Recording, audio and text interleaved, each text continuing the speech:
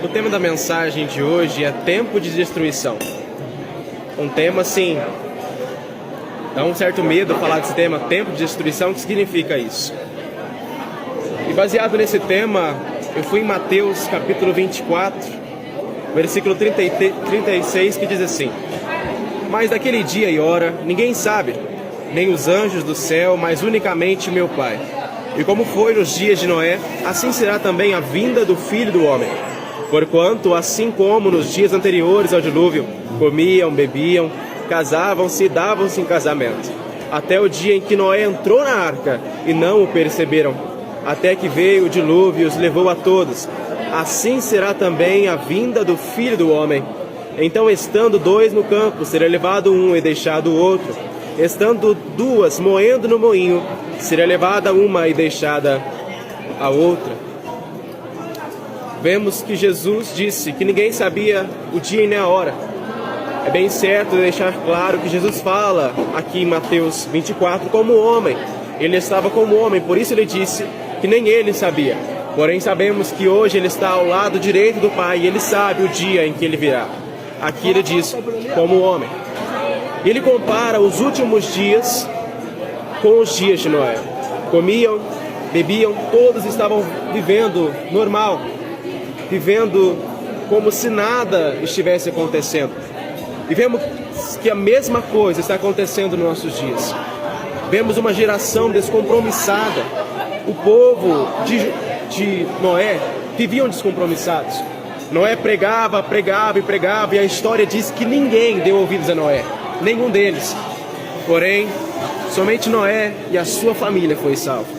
Pessoas descompromissadas, virando as costas para Deus. Ninguém, absolutamente ninguém, falava ou vivia com as coisas de Deus.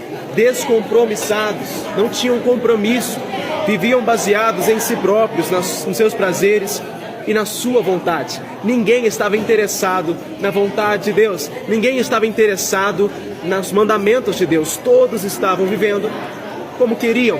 Ninguém voltava para Deus. Uma coisa que você vê na Bíblia, Deus sempre avisa antes de mandar o juízo. Ezequiel 9, por exemplo, aonde o Senhor fala que está virado, porque estavam os próprios sacerdotes corrompendo com outros deuses. O Senhor avisou, Ele sempre avisa antes de mandar o juízo. E de uma coisa que você pode ter certeza, que Deus sempre livra aqueles que são dele, aqueles justos que escolhem ficar com Deus. E bom, eu estava estudando há pouco tempo sobre o sofrimento de Deus. E nós não temos uma relação muito boa com o sofrimento. Quando o sofrimento bate na porta, a primeira coisa que nós fazemos é questionar. E sabemos que os nossos pensamentos interferem totalmente nas nossas ações. Então, quando damos de cara com o sofrimento e pensamos assim: Deus nos abandonou, Deus saiu de perto de mim, a primeira coisa que fazemos é deixar ou diminuir a nossa intensidade com Deus. Porque os nossos pensamentos interferem nas nossas ações. Então, se o sofrimento vem durante algum período da nossa vida e nós pensamos que Deus nos abandonou, a primeira coisa que nós fazemos é deixar de lado, é se afastar dele, é ficar frio, é diminuir a intensidade com Deus por causa do sofrimento. É totalmente o contrário do que a palavra de Deus fala para a gente fazer. O que ela nos aconselha a fazer é meditar de dia e de noite nas palavras de Deus.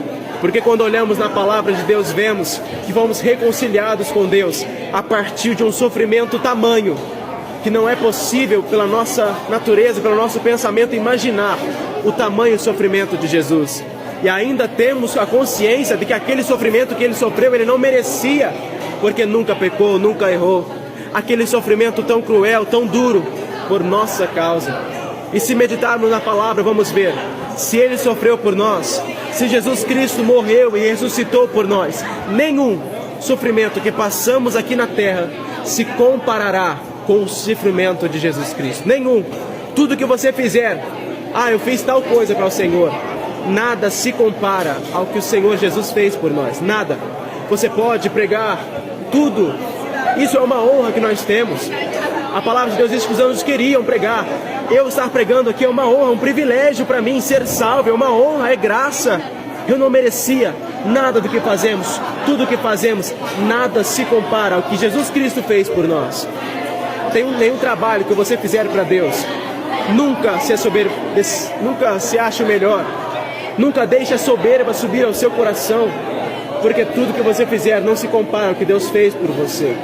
Então, quando olhamos